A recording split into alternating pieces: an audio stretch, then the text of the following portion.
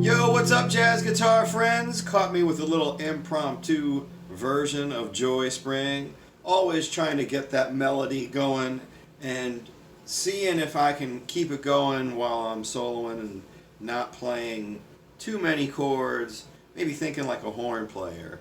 And that brings me to today's subject, which is swinging. What is swinging? There are a lot of definitions for swinging, and I think it's kind of a unfortunate aesthetic to deal with as a jazz guitar player. I have to admit it took me a long time to understand what swinging was and what it meant. And it can mean a lot of things. First of all, it's derived from swing music. Don't mean a thing if it ain't got that. Right? You got it. Kind of goes back and forth. Really, is swinging just phrasing? Is it vocabulary? Is it playing the time and the changes really well? Sure, it's a lot of those things. It's definitely not a stiff feeling that pushes against the music, which can happen as a beginning improviser. The rest of the band might be sounding pretty great, but you might be on the struggle bus to Bebop City, and it's not a fun place to be. People are saying like, well, you're not swinging. You don't know how to swing. Learn how to swing. Does that mean you need to get in a batting cage? Does that mean you need to go to a golf course? Well, it all has to do with timing, to be honest. And having a clearly defined sense of what you want to do rhythmically always helps. Also, people will maybe say that swing is just, well, you're just taking a triplet and removing that middle beat, you know.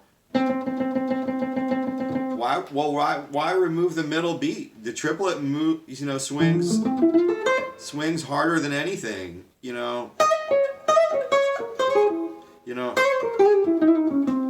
There's nothing that swings harder in syncopated music than triplets. And it has a huge thing to do with playing jazz. It's not fair to just say it's just taking the middle part of the triplet out and thinking like you're accenting an eighth note. Sure, eighth notes are a huge part, and being able to swing eighth notes are a huge part, but triplets are just as important. So things that you can do to help your swing is to think about phrasing. A lot of people might say that has to do with just playing licks. To me, it has to do with playing melodies. I was just playing Joy Spring, a song that I've been playing for a long time by Wilmington, Delaware great Clifford Brown, one of jazz's greatest voices, unfortunately passed away very, very early. A great voice on the trumpet, wrote a lot of great tunes, Jordu, Dahoud, you know, and obviously Joy Spring. So check it out. You catch me playing that song at maybe a medium up tempo. I love the medium up. Anything from like 180 to 220 is definitely my wheelhouse. Kind of struggle keeping ballads slow, but that's a topic for another video, right? So I'm just going to play the A section, and before I start playing, you'll notice that I played an intro, which I kind of made up. I kind of borrowed it from a Tad Dameron on a Misty Night. Right? Just going down whole steps from the major chord. Kind of a fun turnaround, too. Why did I do that? To give myself some time to create a little bit of momentum going into the song. If you've tried to play a bebop head like this, playing tempo right off the bat is like really tough.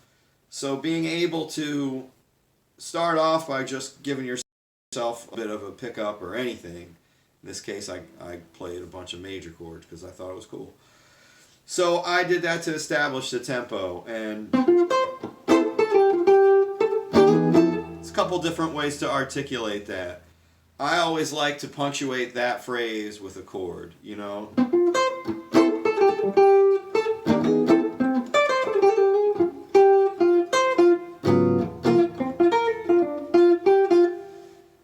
That's not the easiest melody to play.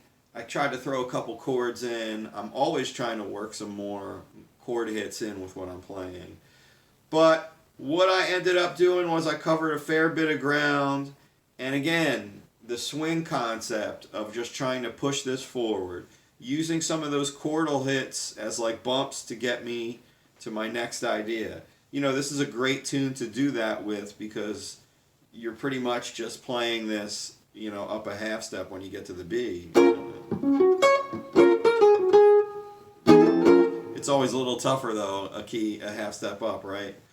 Another thing that happens on this bridge that's really good for any guitar player to do is to play a song with a lot of articulations where you kind of have to hammer on and pull off. Much easier to do on a horn. Really not tough to do on a guitar, but very difficult to execute in time. I also did a few times over the A section. So pick a tune. You know, a blues is always a good start too. Try to play the melody by yourself a couple times. That's going to help you while you're trying to develop a sense of swing and some forward motion in your playing. And any of these tunes by Clifford Brown or Charlie Parker, any of these bebop songs, played unaccompanied, can really do wonders for your sense of swing. Before you get into the deep pool of improvising, you want to get into the shallow end and just really be able to feel through these tunes without any rhythm section accompaniment, and you're steering the ship, keeping it together and moving forward. Once that happens, try to get a chorus in, or do what I did. I took basically 3/4 of a chorus and I came back in with the A. A lot can be learned from just playing through a tune, beginning to start with some solo. You know, some people will come in after the bridge or on the bridge with the bridge. A lot of different things that you can do, but that 2-chorus concept, really, really helpful. Standing alone, being able to play a song and work on your swing. All right, jazz guitar friends, I hope you dug this video. Keep swinging. Thanks for tuning in. Try to put up new content as much as possible. Thank you for all the amazing support. Bebop!